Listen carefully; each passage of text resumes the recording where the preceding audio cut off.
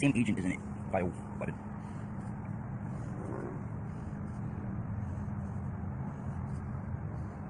It appears as like a white powder that runs along with it, like what cleans off with alcohol off my body.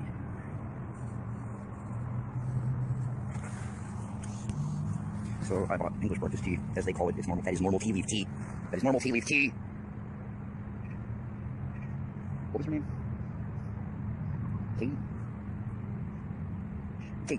Kate? Kate. When on the last occasion that she was seen, we had an altercation, a conflict, over recording. She came out to yell at me that while I was caseworking on the patio during Lieutenant ScndctUCMJ incident, because I was orating at all.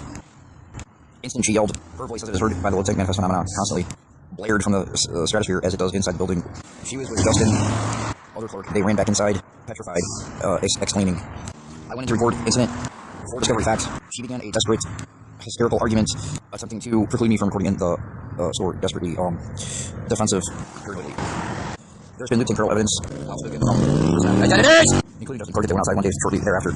Their Colonel evidence was while speaking threats on my life, and that she desperately wanted me dead, and that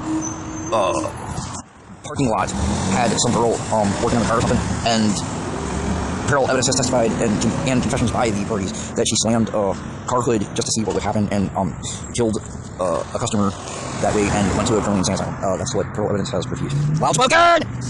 With these confessions from the parties at issue.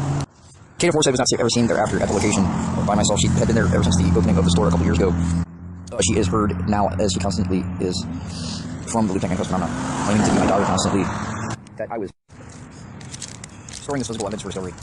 Long samples of bioweapon over time for months, mostly from hemoglobin residue. Pants! From immune system drainage, flushing from my leg, recurring mildly after stabilized a couple months ago since not entering the location Starbucks at Flsm1Hwe. More fact information on this factor of the matter in further AD record documents for this matter of DODOvrzlsMscndctUCMJ infraction by Joint Force Headquarters close by, in conjunction and inclusion with the satanic entity parties of the Loot Tank and staff at location and store location property owner, man claiming to be property owner.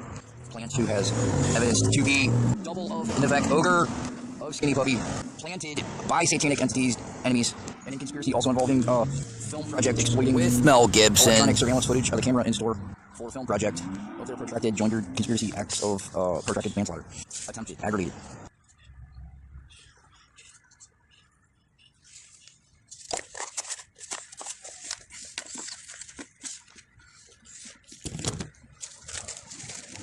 Wow!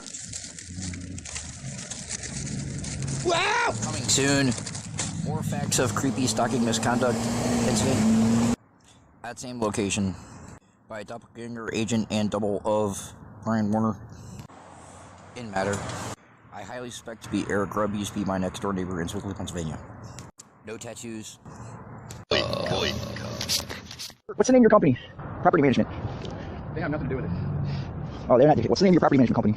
Who are you? I don't have to tell you. You don't have to tell me? No. You say stuff like you did, you need to freaking identify yourself. No, I don't. Oh, you're trying to freaking evade a lawsuit. Alright. Warning! Graphic content!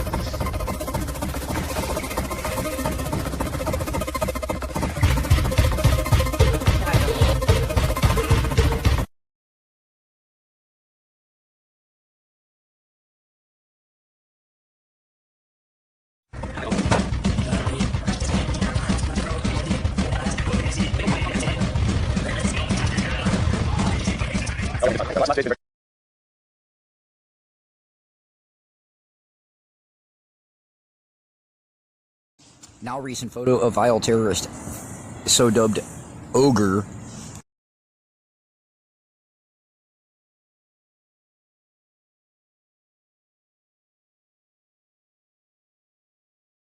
Now to the investigation of the anthrax attacks that killed 5 people and made 17 others sick back in the fall of 2001. Our justice correspondent Bob Orr has the latest tonight on the prime suspect who committed suicide last week and how agents cracked the case.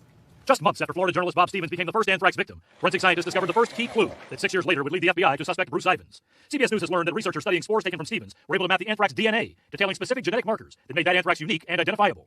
In publishing their findings in 2002, scientists called their DNA analysis a powerful new tool for investigation of unexpected outbreaks of infectious disease. But it also gave the FBI a critical starting point that sources say eventually allowed investigators to match the anthrax from Stevens to samples like this one, collected from the deadly letters and from the Fort Detrick lab where Ivins worked. The case against Ivins also relies on some circumstantial evidence. For example, investigators know the pre-stamped envelopes which delivered the deadly powder were purchased at a Frederick, Maryland post office near where Ivins lived, but it's unclear if investigators can connect Ivins to the envelopes. Ivins also had a long-time obsession with the sorority Kappa Kappa Gamma, and the anthrax-laced letters were mailed from a Princeton, New Jersey mailbox, just 300 feet away from a Kappa Kappa Gamma office. But it's not known if investigators can place Ivins in Princeton when the letters were sent. Law enforcement sources describe Ivins as a sociopath intent on doing harm, and say the case against him had been essentially completed by the time he killed himself. But indictments were still likely weeks away in a sensitive case the government had already botched once. Bob Orr, CBS News, Washington.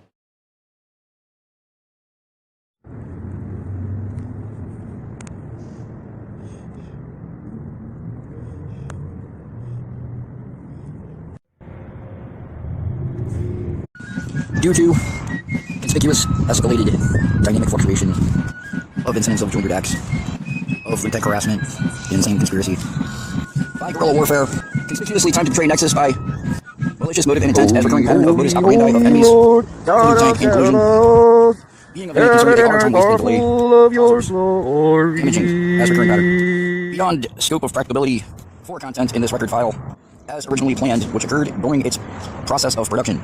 Part 2 of the same record is to follow soon.